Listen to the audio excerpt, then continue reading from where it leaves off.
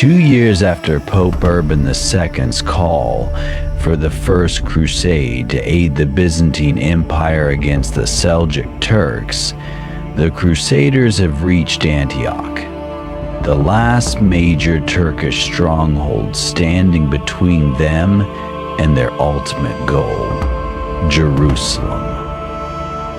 But Antioch was a fortress, its citadel perched on a 1,000-foot mountain, and the Crusaders couldn't surround it. They had no choice but to camp outside and hope for a miracle. Winter set in and food ran out. Horses, men, and camp followers began starving. Supplies trickled in from Cyprus, but they weren't enough. Still, the Crusaders managed to repel an attempt by Radwan of Aleppo to break the siege at the Battle of Lake Antioch. But morale was low, desertions and deaths were rising. In March, a fleet arrived with reinforcements and supplies.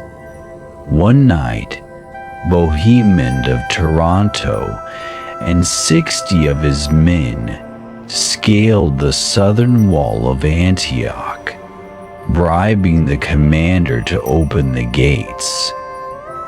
At dawn, the Crusaders stormed the city, massacring soldiers and civilians. The survivors fled to the citadel, but it was only a matter of time. Antioch had fallen. However, a massive Turkish army led by Kür Bugha, governor of Mosul, was now approaching. First, he besieged Baldwin of Edessa, but abandoned it and marched towards Antioch.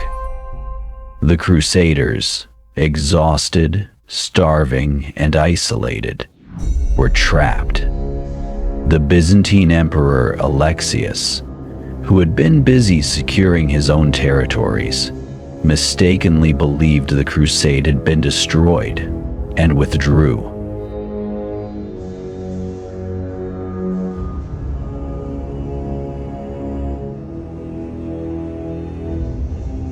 Inside Antioch, the Crusaders discovered a relic, the Holy Lance, supposedly the spear that pierced Christ's side at the crucifixion. Their faith was reignited.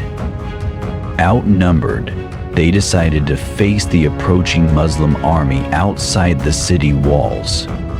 With fervor, visions of saints and angels spurring them on, they charged, and the Turkish army fled in disarray.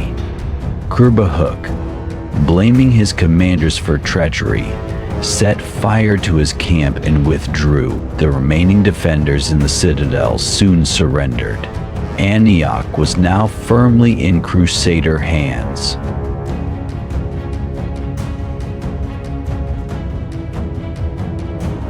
In the summer of 1098, the Fatimids from Egypt captured Jerusalem.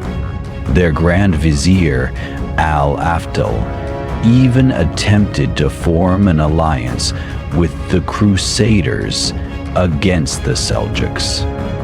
But the Crusaders weren't interested. Instead, they spent the next months foraging and fighting among themselves.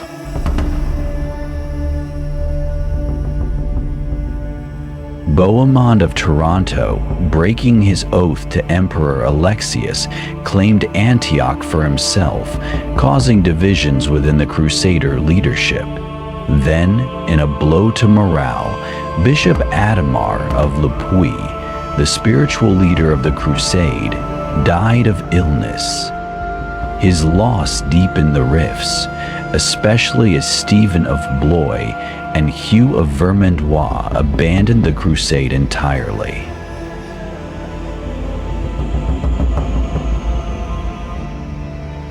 Despite the infighting, the Crusaders were forced to march south toward Jerusalem.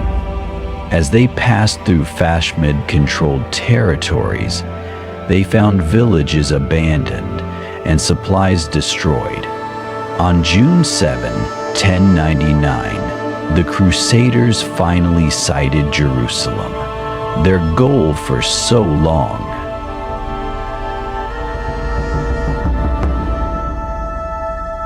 But Jerusalem wasn't going to be easy.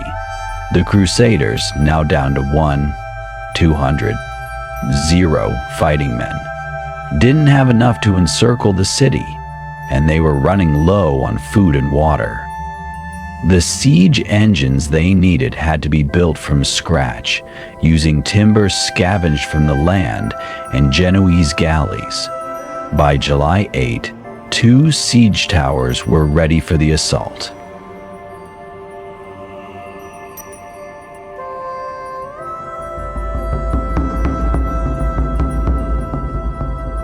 The Crusaders had achieved their goal.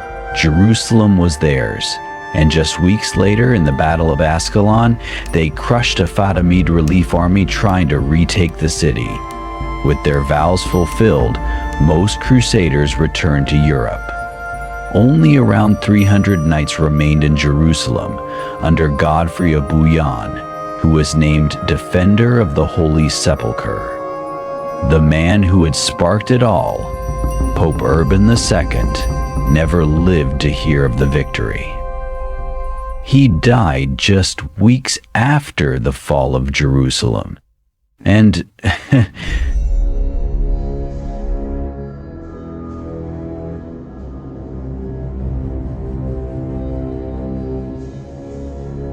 the Crusaders established new states in the Holy Land: the Kingdom of Jerusalem, the County of Tripoli, the Principality of Antioch, and the County of Edessa.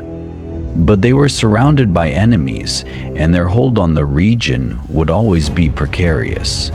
Meanwhile, the Muslim world began to unite and retaliate. The Crusader states would face nearly 2 centuries of conflict.